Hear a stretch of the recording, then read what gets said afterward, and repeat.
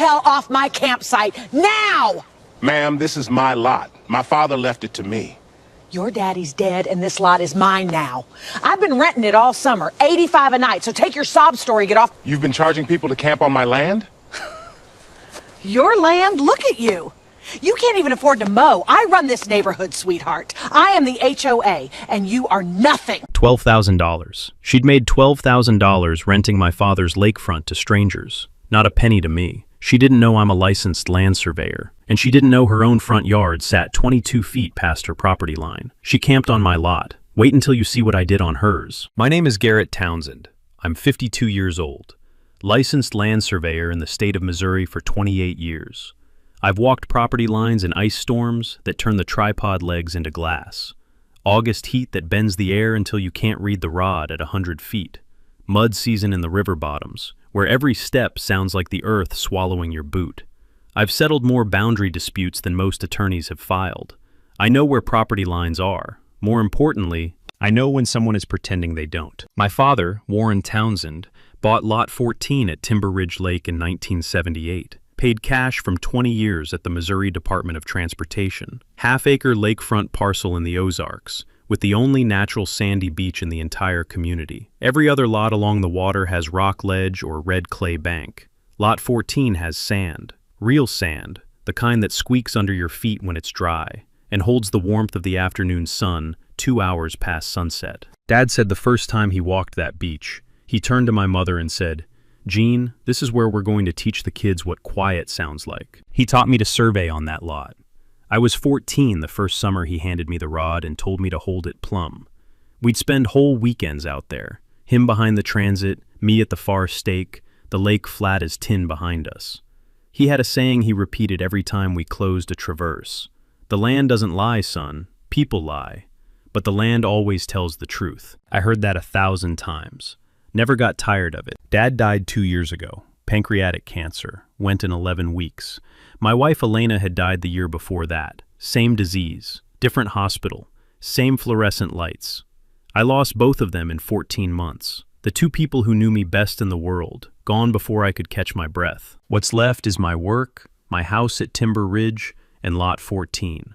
Most weekends I drive out, set up Dad's aluminum folding chair under the white oak at the top of the beach, and sit with a thermos of coffee. Sometimes I close my eyes and hear the transit clicking. Sometimes I just listen to the lake. It's not much, but it's mine, and it's theirs. Now let me tell you about Brenda Hollister. Brenda is late 50s, though you wouldn't know it. Blonde hair from a salon in Osage Beach every 3 weeks. Heavy set. Linen blazers over yoga pants like she's heading to a board meeting at a resort. Oversized sunglasses she never removes, even indoors. White Cadillac Escalade. Parks wherever she wants. Handicap spots, fire lanes, in front of other people's mailboxes. Nobody says a word. Her husband Dale spent 12 years as the county planning commissioner. 12 years approving plats, rezoning requests, and land use variances. The kind of man who shakes your hand at a barbecue and you don't realize until later that he just took something from you. Brenda has been HOA president for 9 years. She uses the bylaws the way a carpenter uses a nail gun. Fast, loud, and pointed at whoever's in the way. She's fined people for the wrong shade of mailbox post. Had boats towed for being 2 feet outside a painted line. Blocked a wheelchair ramp because it altered the facade profile. Nobody challenges her. Not because she's right, because challenging her costs more than giving in. That Friday evening in May, I pulled onto the gravel road with the windows down. Warm air, honeysuckle on the fence line, the kind of evening that reminds you why you stay in the Ozarks. Then the country music, tinny, from a Bluetooth speaker on a cooler lid. Then the charcoal, then the laughter. 3 tents pitched on my father's land. Green one tied to my property stake. Blue dome sitting where Dad and I used to set up the transit. Big canvas glamping tent dead center on the beach, blocking the water. Fire pit crackling. Bug spray and citronella and charcoal. Red Solo cups everywhere. 8 or 9 strangers eating burgers off paper plates on my lot. And Brenda. Spatula raised like a scepter. "Oh, honey, nobody's been using this lot.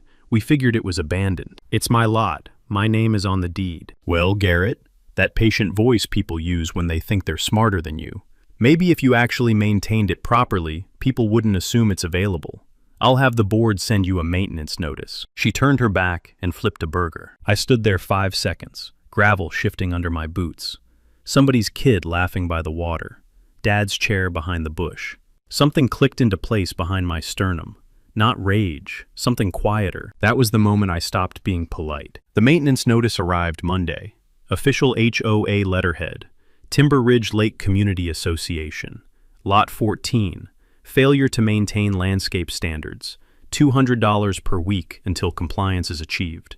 Sincerely, the board. I read it twice at my kitchen table, with a cup of black coffee going cold. Lot 14 is natural woodland. Always has been. Always was supposed to be. Wildflowers in spring. Coneflower, black-eyed Susan, wild bergamot that brings the monarchs every September. Native switchgrass along the slope, the kind Dad showed me how to identify when I was 12. The kind he said held the hillside together better than any engineer's design. Old oaks, with trunks wider than my arms can reach. The lot has never been developed. No structure, no driveway, no septic. There is nothing to maintain because there is nothing built. I pulled the Timber Ridge C, and R's off the shelf. Dog-eared, coffee-stained. Turned to Section 4.2. Landscape Maintenance Standards. Section 4.2 applies to improved residential parcels. That's the exact language. Improved. Residential. Lot 14 is unimproved. No residence. The rule doesn't apply. Never has. I wrote a 3-page formal response, citing sections 4.2, 1.3, and 2.1 word for word. Noted that no prior board in 47 years had ever applied landscaping standards to an unimproved lot. Thorough, polite, precise. Here's something most people don't realize. The CC and Rs are a contract, legally binding. The board can enforce rules that exist in that contract. They cannot invent new ones that contradict the governing documents. Missouri Revised Statute 448.3-102 makes that clear. A board acting outside the CC and Rs is a board acting outside its authority. Full stop. Monday morning, I drove to the HOA office before it opened and waited in the parking lot until Dorothy unlocked the front door. Dorothy, the office manager, bifocals, butterscotch candies on her desk, the kind of woman who knows everything and says almost nothing, took the envelope and looked at me like I'd handed her a live grenade. "I'll make sure the board gets it, Garrett." "Thank you, Dorothy." Brenda's response came Thursday. Not a letter, an emergency board meeting, 36 hours notice. I sat in the back row, legal pad on my knee. 20 people in the room, Brenda at the front with a laptop. In light of recent concerns about community aesthetics, the board is proposing an amendment. All lots, improved and unimproved, shall maintain mowed grass at 4 inches or less, and remove all dead vegetation. She wrote the rule in 2 days, tailored it like a suit.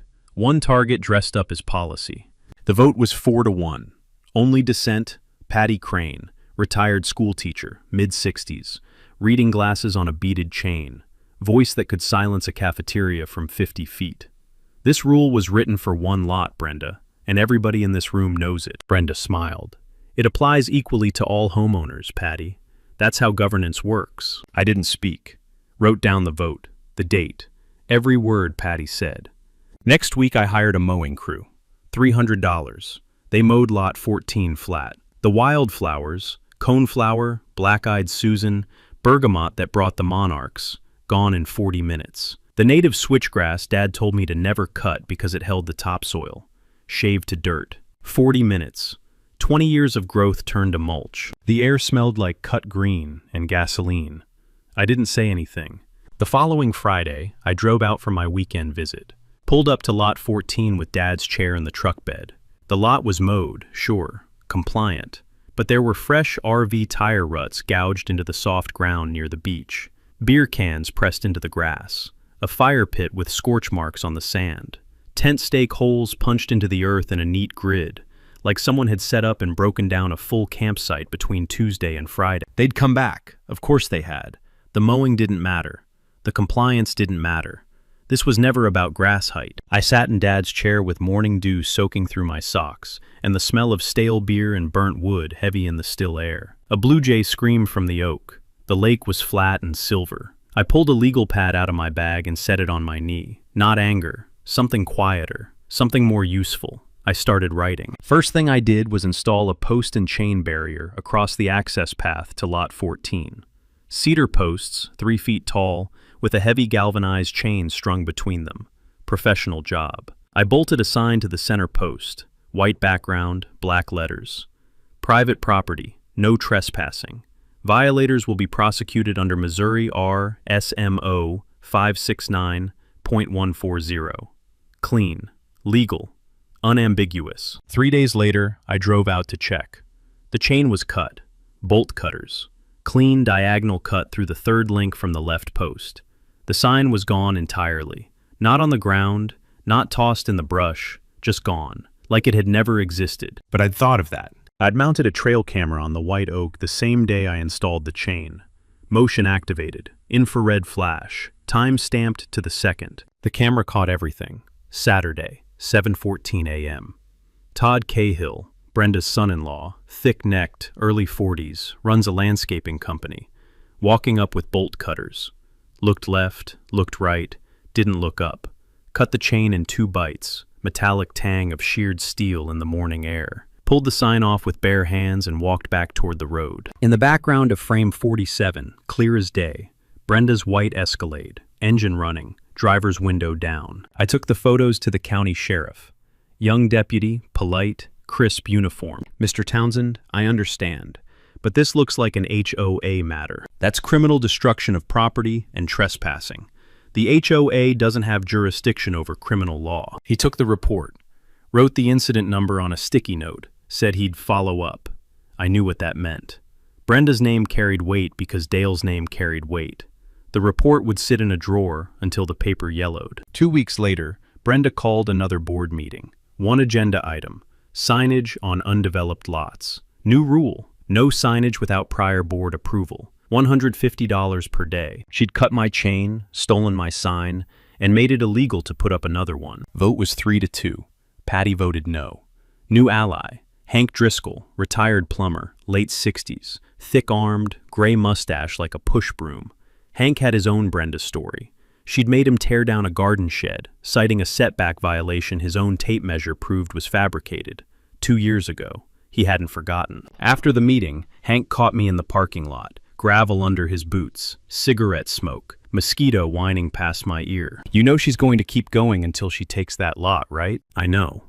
What are you going to do? My job. I'm going to survey every inch of this community. Hank looked at me for a long second. Then he nodded once, dropped his cigarette, and ground it out with his heel. The next board meeting, Brenda floated a special assessment proposal. Soft language. Community Lakefront Access Initiative. The pitch was simple. The HOA would acquire Lot 14 for communal use. Estimated acquisition price, $15,000. $15,000. For a half-acre lakefront lot with the only natural beach in the community. A lot that any competent appraiser would value between $160,000 and $200,000. She wanted my father's land for less than a dime on the dollar, and planned to call it community improvement. I sat in the back row, wrote down every word, didn't speak, didn't raise my hand, didn't shake my head. Just held the legal pad steady and let my pen do the work. Hank caught my eye once from across the room.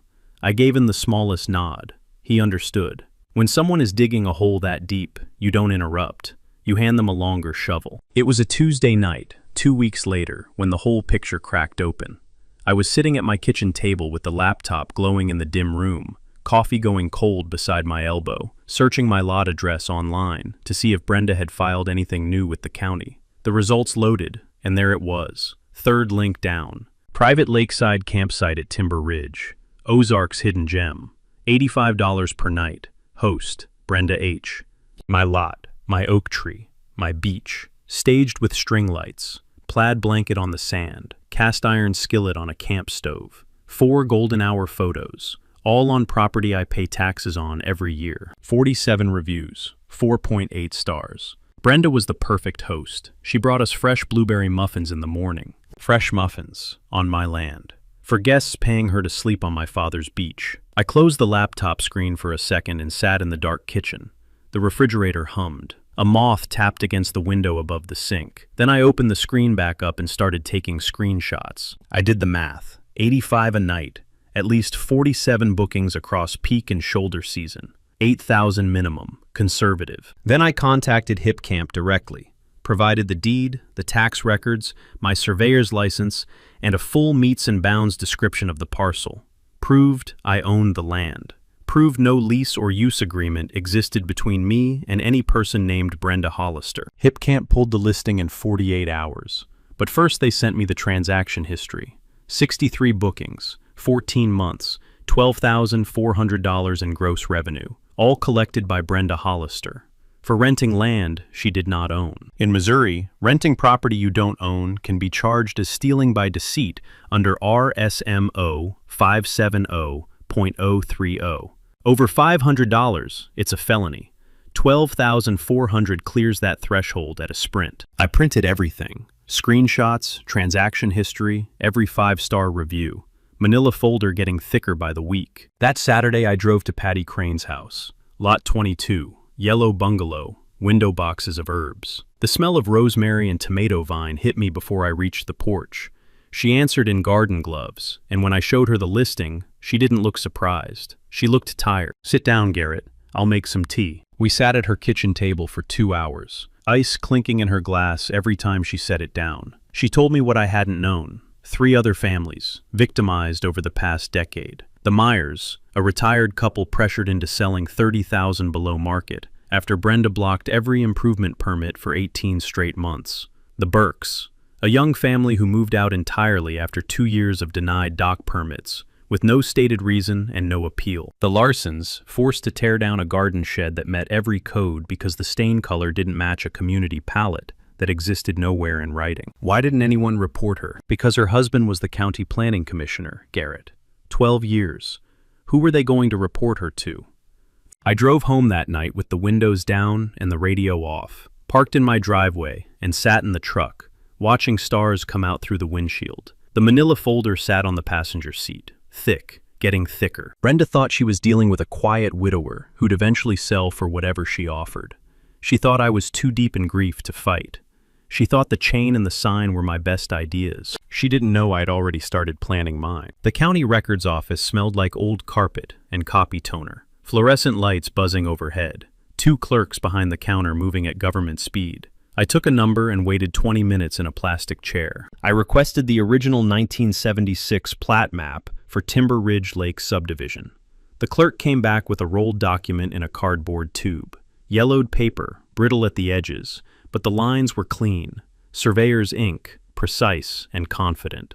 Old school draftsmanship. I found what I was looking for in 11 seconds. 28 years of training doesn't turn off. A 30-foot wide public lake access easement running between lots 6 and 7. Clearly marked, clearly labeled. Public access easement, lake frontage. The community's shared path to the water. Every owner at Timber Ridge had the legal right to use that corridor.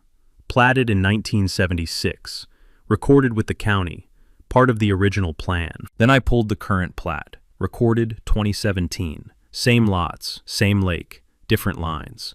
The easement had moved. A lot line adjustment shifted Lot 7's boundary, so the 30-foot easement now fell entirely within the Hollister property. It didn't disappear on paper. It got swallowed. I looked at the approval signature on the lot line adjustment. Dale W. Hollister, County Planning Commissioner. No conflict of interest disclosure filed. No recusal statement on record. No minutes from a public hearing. No notice sent to affected property owners. Just Dale's signature in blue ink, approving a boundary change that handed his own family exclusive control over the only public lake access in the community. I stood at that counter with the fluorescent lights humming above me and the smell of old carpet filling my lungs, and I saw the whole scheme laid out clean as a survey traverse. 4 steps, 9 years in the making. Step 1. Dale moves the public easement onto the Hollister property. The community loses its shared path to the lake. Step 2. The only remaining waterfront access runs through Lot 14, my lot, my father's lot, the one with the natural beach. Step 3. Brenda treats Lot 14 as her own property, camps on it, rents it to strangers, pockets $12,000, fines me for keeping it natural, tries to buy it for 8 cents on the dollar. Step 4. Once I sell, the Hollisters control every inch of lakefront access at Timber Ridge. Complete monopoly. Every resident who wants to touch the water has to go through Brenda. A county commissioner's signature and an HOA president's gavel. Two hands on the same wheel. Under Missouri law, RSMO 105.454, a public official who approves a land use decision benefiting their own family without disclosure has committed a Class A misdemeanor. Over $500, it gets referred to the state attorney general. A lakefront lot adjustment in the Ozarks blows past that threshold before you finish reading the legal description. I rolled the 1976 plat up carefully, handled it the way you handle evidence, because that's what it was. The next weekend, I went to work on the Hollister property, Lot 7. I brought my total station, my rod, my tripod, and 28 years of practice. Set up on the road right-of-way. Public land, no trespassing issue, completely within my rights, and surveyed the Hollister property line with the precision of a man who has done this 10,000 times and never once rounded a number. I measured every corner, calculated every bearing, compared every monument to the recorded plat, checking iron pins against coordinates, checking distances against the calls in the legal description, and I found it. Brenda's white picket fence sat 8 feet past her actual property line. Her flagstone walkway extended 6 feet beyond that. Her ornamental rose garden, the one she posted on Facebook every May, was planted entirely on HOA common area, and her decorative stone wall with the copper lanterns extended 22 feet and 4 inches past her legally recorded iron pin to iron pin property boundary. 22 feet, 4 inches. Onto land belonging to every homeowner in Timber Ridge. 9 years as HOA president. 9 years telling people where their property ended. 9 years fining people for fences 2 inches too tall, sheds a foot too close to the setback, signs 1 square foot over the limit. She'd threatened, she'd bulldozed, she'd driven families out of the community over inches, and her own front yard was 22 feet into community land. I stood on the road right-of-way with my field notes in one hand, and the late afternoon sun throwing my shadow across Brenda Hollister's illegally placed rose garden. My surveyor's eye traced the line from monument to monument, the line the land had always known, the line the iron pins had always marked, the line that Brenda had spent 9 years pretending didn't apply to her. Dad was right. He was always right. The land doesn't lie. People lie, but the land always tells the truth. 3 weeks. That's what it took to build a case so tight, even a county judge would call it elegant. 1 precise measurement at a time, 1 phone call at a time, 1 document at a time, and I enjoyed every single minute of it. First call I made was to Webb Patterson. Webb and I graduated surveyor school together back in '96. He runs his own firm now out of Springfield. Good man. Steady hands, sharp eyes, zero tolerance for sloppy field work. I told him what I had. He said, "I'll be there in the morning." Didn't even ask for details. That's the thing about surveyors. You tell one of us somebody moved a boundary, and we take it personally. Webb rolled in at 7:30, truck loaded, ready to work. We spent 6 hours on the Hollister property and the easement. Every pin, every monument, every reference point tied back to the original 1976 plat. His theodolite clicking in the quiet morning air, that precise mechanical snap that sounds like truth being measured. When he ran his numbers, his survey matched mine within 1/10 of an inch. 22 feet, 4 inches. Brenda's fence, her flagstone walkway, her rose garden, and that decorative stone wall, all of it sitting on HOA common area. Webb's certified survey would hold in any courtroom in Missouri. I watched him spray fresh orange paint on the iron pins, and that sharp chemical smell mixed with the damp earth felt like the start of something inevitable. Second move was the FOIA request. I filed it with Taney County on a Monday, asked for every document related to the 2017 lot line adjustment that moved the public lake access easement. 4 days later, a clerk called and said my box was ready. Cardboard box, 6 documents inside. I spread them across my kitchen table. The application to adjust the lot line was filed by Brenda Hollister. The approval was signed by Dale W. Hollister, acting in his capacity as County Planning Commissioner. And the conflict of interest disclosure form, blank page.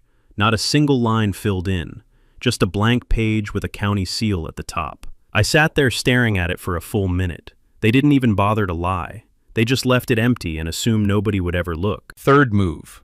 I filed a formal complaint with the Taney County Ethics Board, cited RSMO 105.454. the Missouri statute covering conflicts of interest by public officials, attached every HOA document, attached Webb certified survey, attached the original 1976 plat and the altered 2017 version side by side. The intake officer read through the packet while I sat across from her desk. Her voice got very quiet, not shocked, more like the quiet of someone who knows exactly what she's looking at. She said they'd open a formal review. Fourth move. I filed a petition with the county planning office to restore the original 1976 easement to its lawful location. That petition triggers a mandatory 30-day review. The clock was ticking now, and Brenda didn't know it yet. Fifth move was the one that required a diner booth and a pot of bad coffee. I called Rhonda Kessler, investigative reporter at the Lake County Register. Rhonda broke a kickback story 2 years earlier involving a county commissioner who's currently enjoying the amenities at a federal minimum security facility. She agreed to meet me at a diner off Highway 65. I slid the folder across the table. She opened it and started reading. 45 minutes. Didn't touch her coffee. Didn't look up. When she finally closed the folder, she lined the edges up neat and set it between us. "When do you want this to run?" I said. "After the annual meeting. I want her to hear it from me first." Rhonda smiled the way reporters smile when they know they've got a story that writes itself. Sixth move was the fun one. I called 4 friends. Webb was already in. Jim Calloway, retired DNR conservation officer, built like a fence post and twice as stubborn. Nolan Pratt, carpenter, owed me a favor from when I surveyed his property line for free. And Clyde Evers, retired firefighter, 26 years on the job, the kind of man who brings his own charcoal. Here was the plan. Brenda had been occupying 22 feet of HOA common area as her personal front yard for years. The CC and Rs, Section 7.1, clearly state that all members have the right to recreational use of designated common spaces. So we were going to camp on it. Jim laughed so hard he nearly dropped the phone. "So we're camping in her yard," I said. "We're camping on community land. It just happens to be where she put her rose garden." I ordered 5 camp chairs online, portable propane grill, a cooler big enough for a weekend, and a vinyl banner, 3 feet by 6, professionally printed. HOA common area. All members welcome. The banner arrived in a cardboard tube that smelled like fresh ink and plastic. The fire safe I bought for the documents smelled like fresh steel and factory grease when I opened the lid. Everything organized, everything labeled, everything in position. Annual meeting was 3 weeks out. I had my survey, my FOIA documents, my ethics complaint, my easement petition, my reporter, and my camping crew. All I had to do was wait, and I'm a surveyor. Waiting while the measurements settle is what I do best. I don't know how Brenda found out I'd been to the courthouse. Small county, people talk. But by Wednesday, the phone started ringing. Dale called first. Voicemail at 7:45 in the morning. His voice was calm, measured, the practiced tone of a man who spent decades on a county commission controlling the room. "Garrett, this is Dale. I think we should sit down and sort this out like reasonable men. No need to involve the county in a neighborhood matter." I played it twice, not because I needed to hear it again, because I wanted to memorize the exact tone of a man who knows the ground is shifting under him and still thinks he can talk his way across. Brenda called 5 times that day. I let every one go to voicemail. The first 4 were variations of "call me back." The 5th one dropped the pretense. "You have no idea what you're starting, Garrett.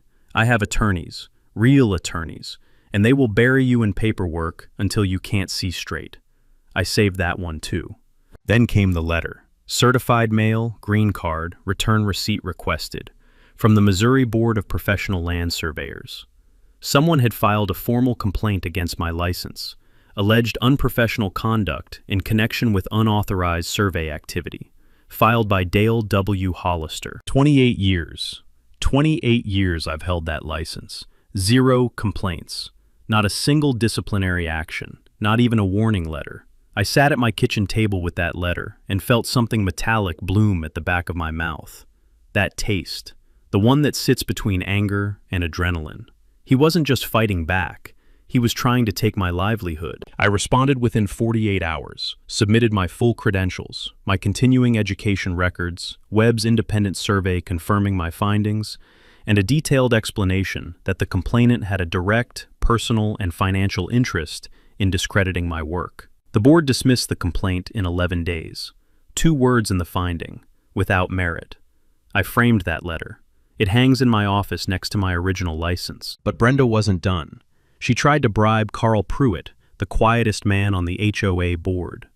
Carl's a CPA, keeps his head down, does the books, votes without drama. Brenda offered to waive 2 years of his HOA dues if he'd fast-track a special assessment vote. Carl didn't say a word to Brenda, but he told Hank, and Hank told me. Carl Pruitt may be quiet, but he's not for sale. Then she called the sheriff. Filed a complaint that I was surveilling and stalking her. A deputy showed up at my door on a Tuesday afternoon. Polite kid, probably 30. I invited him in, showed him my trail cameras, all pointed at my lot, my property, clearly within the boundary. Then I showed him the footage of Todd Cahill cutting my chain at midnight. The deputy looked at the screen, looked at me and said, "You're well within your rights, Mr. Townsend." As he walked back to his cruiser, he paused. "For what it's worth, you're not the first person she's called us about." That Thursday night, Brenda held a secret board meeting. She didn't notify Patty. She didn't notify Hank. Just her 3 compliant votes in someone's living room. They passed an emergency resolution. Lot 14, hereby designated community recreational space pending acquisition. My lot. They were trying to designate my lot as community property. No due process, no proper notice. The CC and Rs require 10 days written notice before any board action. No legal authority whatsoever. Patty found out 2 days later. Sheila Wentworth's husband mentioned it at the grocery store, casual as you please. Patty called me at 9 that night. Her voice was sharp, clipped, the way a retired school teacher sounds when she's caught someone cheating. "She's trying to steal your lot, Garrett." I leaned back in my chair. The resolution was void before she even read it. She just doesn't know it yet. Saturday morning, 6 days before the annual meeting. My phone buzzed at 6:15. Text from Hank. 2 words and a photo. "Check your lot." I pulled up the photo. A 32-foot RV parked dead center on lot 14. White and tan Winnebago, at least 15 years old. Cracked windshield. Oklahoma plates. I was in my truck in 4 minutes. When I got there, the morning was still cool. Mist sitting on the lake. And there it was, this massive, sagging recreational vehicle squatting on my land like it owned the place. The rear wheels had sunk into the soft ground near the shore. 6-inch ruts carved through the grass. But the thing that stopped me cold was the white oak. 3-foot gash running down the trunk where the RV's side mirror had scraped the bark clean off. I walked over and touched it. The exposed wood was pale and wet, still weeping sap. The air smelled like diesel fuel and torn up mud. That tree was there before the subdivision, before the HOA, before Brenda Hollister ever set foot in this county. And her son-in-law had wounded it backing up a borrowed RV in the dark. The trail camera told the rest. 11:42 Friday night. Todd Cahill backing the Winnebago down the access road with his headlights off. And at the entrance to the road, brake lights glowing red. Brenda's black Escalade. She was the lookout. This time I didn't call the front desk. I called the duty sergeant directly. Sat across from him at the station and laid out the full case. Deed, trail camera footage, prior trespassing report, photos of the ruts and the damaged oak, the void resolution. The sergeant didn't rush. He wrote a formal criminal trespassing complaint, noted the property damage, said I could file the whole package with the county prosecutor Monday morning. Here's the thing though. I didn't have the RV removed. I wanted it sitting right there on my lot when the annual meeting happened. Evidence that's still warm hits harder than evidence in a folder. Friday evening, 5 days before the meeting. The camping crew arrived one by one like something out of a low-budget Western. Webb pulled in first, green Dodge Ram, survey gear still rattling in the bed. Jim Calloway showed up in a surplus Jeep with a faded DNR sticker on the door. Nolan brought a pop-up canopy, and Clyde, God bless Clyde, backed in with a cooler the size of a coffin, a bag of charcoal, and a grill he'd been seasoning for 20 years. We drove over to the Hollister property at sunset. I'd already marked the boundary. Orange-painted iron pins set at exactly 22 feet, 4 inches from Brenda's actual property line. Right where her front yard ended and HOA common area began. We set up like we'd rehearsed it. 5 camp chairs in a row, grill to the left, cooler to the right, and the banner, HOA common area, all members welcome, stretched between two poles, facing Brenda's front windows. She came out in 6 minutes. Yoga pants, bathrobe, hair still wet. Her face was a color I'd never seen on a living person. "What the hell are you doing? This is my property." I didn't stand up. I sat right there in my camp chair with my hands on the armrests. "No, ma'am. This is HOA common area. Your property line ends at those orange pins. I'm calling the police." "Please do. I'd love for them to see the survey." The deputy who showed up was an older woman, reading glasses on a chain. Expression that said she'd been doing this for too long to care about anyone's feelings. She checked Webb's survey. She checked the pins. She checked the fence line. Then she turned to Brenda. "Ma'am, these gentlemen are on common area. There's nothing I can enforce here." Brenda's mouth opened, closed, opened again. Nothing came out. She turned around and slammed her front door so hard the wreath fell off. Clyde fired up the grill. Jim opened a bag of corn chips. Nolan cracked a root beer. The sun dropped behind the ridge, and the lake turned gold. I could hear the evening crickets starting up in the tree line, that low electric hum that means the day is surrendering to the night. The smell of charcoal drifted on the breeze, right toward Brenda's front door. Burgers sizzled on the grate, fat popping and hissing. Webb raised his root beer. Best front row seat in the Ozarks. We slept in tents that night, 22 feet from Brenda Hollister's front door, completely within our rights. I lay in my sleeping bag listening to the frogs and the occasional murmur of the lake, and I slept better than I had in months. Annual meeting, Wednesday afternoon, 2 o'clock. The community center was built for 80 people. 123 showed up. Folding chairs filled every row. People lined the walls. Someone propped the back door open because the air conditioning couldn't handle the crowd. The room smelled like burnt coffee and nervous energy. Brenda opened the meeting at 2 sharp. Navy blazer, pearl earrings, smile locked in place like she'd bolted it on that morning. She breezed through the budget report in 4 minutes. Landscaping contract renewal in another 4. Then she opened the floor for community forum. "Any comments or questions from members?" I raised my hand. She looked at me the way you look at a fly on your windshield. "Mr. Townsend, keep it brief, please." "I'll keep it thorough." I stood up and walked to the front. Patty had lent me a projector from her church. I plugged in my laptop. The white wall behind the podium became a screen. First slide. Trail camera footage. Time-stamped, date-stamped, crystal clear. Todd Cahill cutting the chain on my gate. And in the background, parked at the road entrance, Brenda's black Escalade. The room went quiet. Not gradually, all at once. Like someone had pulled the plug on every side conversation in the building. Second slide. The hip camp listing. Full screenshot. Lakefront camping, private access, peaceful Ozark retreat. $85 per night. Host, Brenda H. 47 5-star reviews from guests who had no idea they were sleeping on my land. Total revenue confirmed at $12,400. Someone in the third row, I never found out who, said, "You've got to be kidding me." Third slide.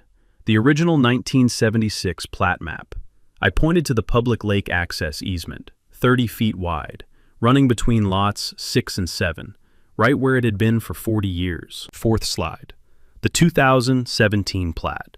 Same easement, now relocated onto Hollister property, conveniently out of public use. Approved and signed by Dale W. Hollister, County Planning Commissioner. Conflict of Interest Disclosure Form, blank. A woman in the fourth row turned around to look at Dale, who was standing near the exit. His face had the color of wet cement. Fifth slide, Webb Certified Survey. Overlay graphic showing Brenda's fence, walkway, rose garden, and stone wall. All of it, every square foot, sitting 22 feet and 4 inches past her actual property line. On HOA common area that every person in that room co-owned. The room didn't erupt the way you might expect. There was no shouting, no gasps. It was something worse, a low, rolling murmur. The sound of 100 people realizing at the same time that they'd been played for a decade. Chairs creaked. People leaned forward. People turned to their neighbors with their mouths open. Patty Crane stood up, 71 years old, 5'4", voice like a bell in a stone church. "I'd like to call for an immediate vote of no confidence in the current board president." Before Brenda could respond, the back door opened. 2 Taney County Sheriff's deputies walked in, uniforms pressed, faces neutral, and behind them, notebook already open, Rhonda Kessler. Her photographer was right behind her, lens cap off. The lead deputy approached the podium. He had a folder. He explained, calmly and clearly, that a formal criminal trespassing complaint had been filed regarding Lot 14, that property damage had been documented, and that the Taney County Ethics Board had opened a formal referral regarding the 2017 lot line adjustment. Brenda's smile disappeared, not slowly, like a light going off. 1 second it was there, and the next her face was blank, completely blank. I clicked one more slide, the last one, a photo I'd taken that morning. 4 men sitting in camp chairs on a strip of grass, grills smoking, cooler open, banners stretched between 2 poles. HOA common area. All members welcome. Brenda's front door visible in the background. I leaned into the microphone. You let your guests camp on my property for 14 months, Brenda. You rented my land, pocketed the money, and tried to steal the lot when I wouldn't go away. So I figured you wouldn't mind if my guests spent a night on yours. I paused, let it settle. Except mine were on common area. Every single one of your guests was trespassing. 3 seconds of silence. Maybe 4. Then someone started clapping. 1 person, then 5, then the whole room. The vote was 107-3. Brenda Hollister was removed as HOA president. She stood up, collected her folder, and walked out without a word. Dale followed. The photographer got the shot, the 2 of them from behind, walking through the parking lot, Brenda's navy blazer catching the afternoon light. That photo ran above the fold. What happened after was the kind of slow, grinding accountability that doesn't make for good television, but restores your faith in the system. The Taney County Ethics Board completed its review in 60 days. Dale Hollister was found in violation of RSMO 105.454. He'd approved a property change that directly benefited his wife without disclosing the conflict. Fined $8,000. Permanently barred from holding any county position. The Missouri Attorney General's office opened a separate inquiry into whether additional property adjustments during his tenure followed the same pattern. Todd Cahill was charged with criminal trespassing and destruction of property. His attorney negotiated. Todd pleaded guilty. Community service and full restitution. Here's a detail most people don't know. Missouri law recognizes the value of mature timber. That white oak he scarred with the RV mirror was appraised at $4,000. Todd paid every cent. The hip camp operation was shut down the same week the Lake County Register ran Rhonda's story. Front page, above the fold, full color, headline, HOA president rented neighbor's land, husband approved own property change. Brenda's attorney contacted mine within a week. They settled. $12,400 in restitution for the camping revenue, $6,200 in additional damages. I didn't have to file a single civil suit. The county restored the original 1976 easement within 90 days. Public Works cleared the path, laid fresh gravel, and installed a wooden sign at the trailhead. Public lake access, restored, 2024. I drove out the day they finished. Stood at the top of the path and watched a family with 2 kids walk down to the water carrying a tackle box and a bag of sandwiches. That path had been blocked for 7 years. Now it was open. The way it was always supposed to be. Brenda was ordered to remove every encroaching structure from the 22 feet of HOA common area. The picket fence came down first, then the flagstone walkway, then the rose garden, root ball by root ball, then the stone wall, piece by piece. What was left was a bare strip of dirt running the full width of her front yard. She had it resodded the following month. Fresh grass, perfectly green. But it still looked like a scar, the kind of scar that tells you something used to be there that shouldn't have been. The Hollisters sold the house 3 months later, listed it on a Tuesday, accepted an offer the following week. They moved to a condo in Branson. I heard Dale took up golf.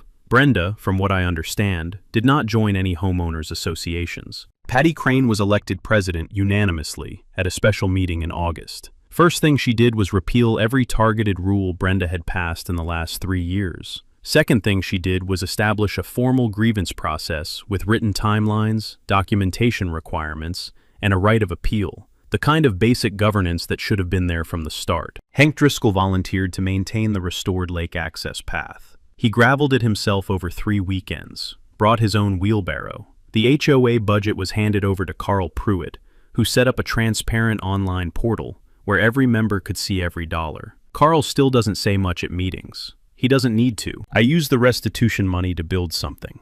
Not for me, for the neighborhood. A community fishing pier on lot 14, 20 feet out into the lake.